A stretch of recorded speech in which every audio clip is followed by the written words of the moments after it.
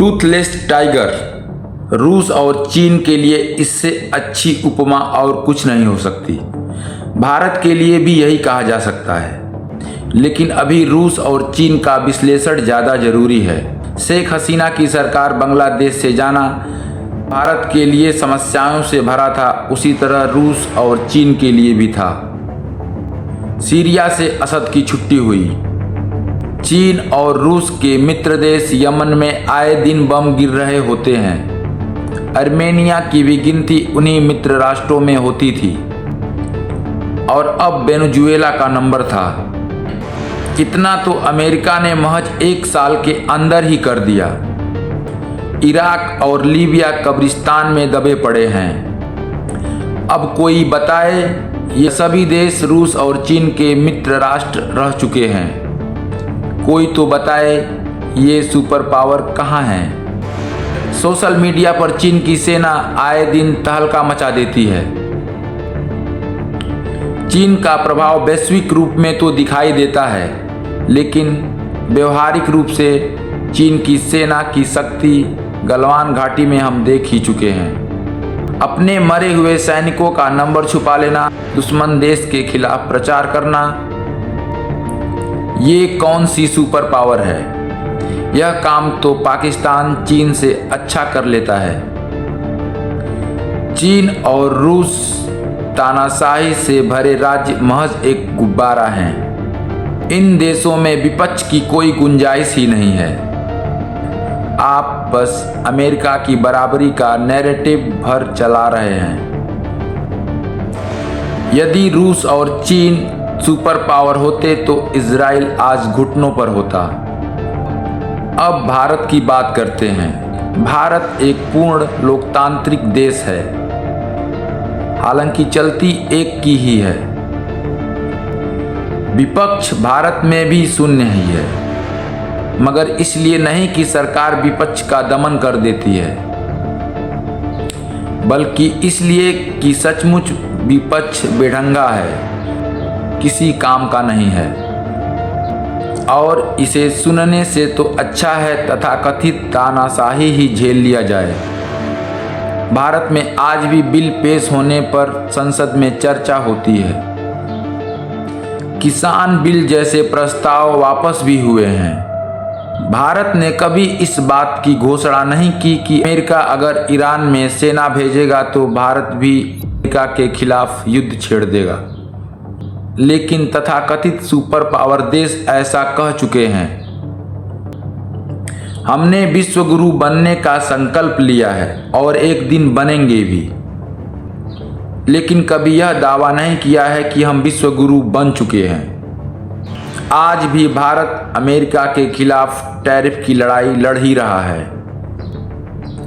लेकिन यह देखने योग्य है कि आर्थिक रूप से स्वयं से 10 गुना बड़े देश से हम लड़ रहे हैं। और सबसे बड़ी जीत हमारी यही है कि हम उससे अभी तक लड़ पा रहे हैं। टैरिफ का नाम सुनते ही बड़े बड़े देशों ने अमेरिका के सामने घुटने टेक दिए, लेकिन हम ही हैं जो आज तक अमेरिका से मोल भाव कर रहे हैं। इसमें कोई बड़ी बात नहीं कि हमें झुकना पड़े, लेकिन बड़ी बात यह है कि इतिहास में हमें याद रखा जाएगा।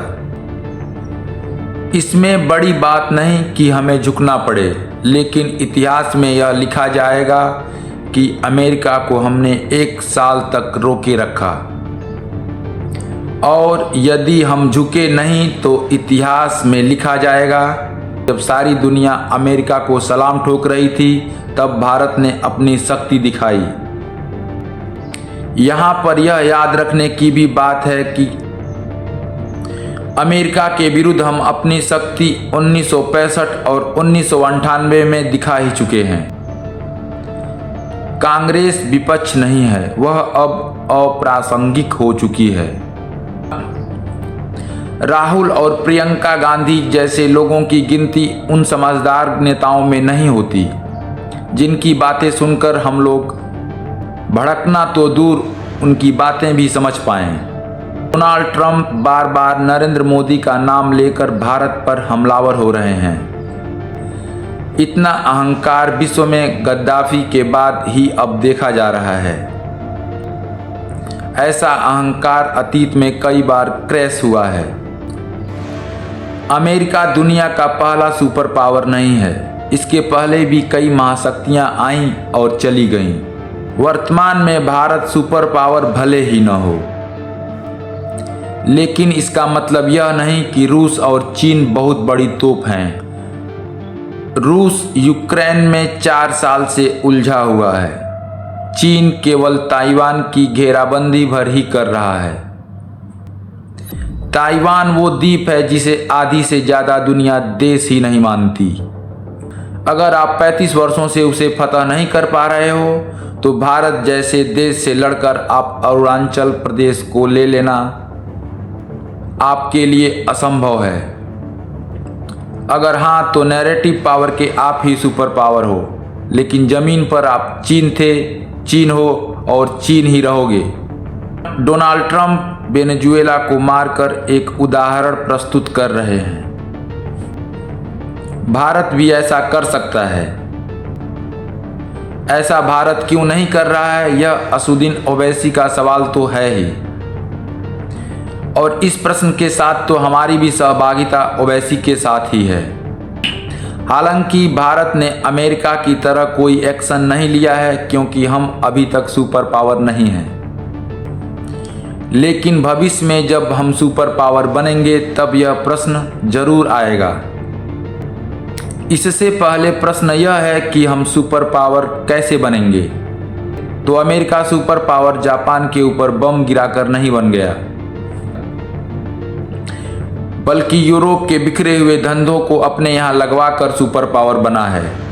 बस कोई ऐसा एक मौका हमें मिलेगा और हम सुपर पावर की दौड़ में सबसे आगे होंगे। और फिलहाल हमें यह मौका मिल भी रहा है।